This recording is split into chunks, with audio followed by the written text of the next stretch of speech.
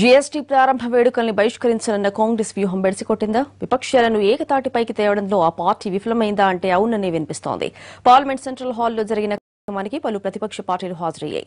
కాంగ్రెస్ ఏకపక్ష నిర్ణయం కారణంగానే విపక్షాలు రెండుగా చీలిపోయినట్లు తెలుస్తోంది. జీఎస్టీ ప్రారంభ వేడుకని బీజేపీ తన సొంత కార్యక్రమంగా భావిస్తుందన్నది కాంగ్రెస్ ప్రధాన ఆరోపణ. ఒకప్పుడు వ్యతిరేకించిన వారే ఇప్పుడు ఇంత హడావిడిగా అమల్లోకి తేవాల్సిన అవసరం ఏముందని ఆ పార్టీ ఉంది. అందుకే జీఎస్టీ వేడుకలకు దూరంగా ఉంటామని ప్రకటించింది. యూపీఏ మిత్రపక్షాలతో పాటు మిగతా విపక్ష పార్టీలు తమ బాటలోనే నడుస్తాయని భావించింది. అయితే మిగతా పార్టీలతో సంప్రదించకుండానే నిర్ణయం తీసుకోవడంపై పలు పార్టీల నేతలు అసంతృప్తి వ్యక్తం చేశారు.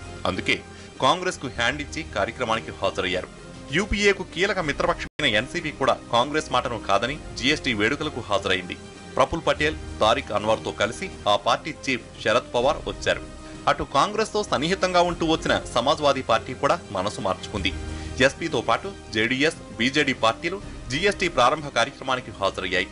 దీంతో మొత్తం 17 విపక్ష పార్టీలను ఏకతాటిపైకి తెచ్చి జీఎస్టీ వేడుకలను బహిష్కరించాలన్న కాంగ్రెస్ వ్యూహం బెడిసికొట్టినట్లయింది.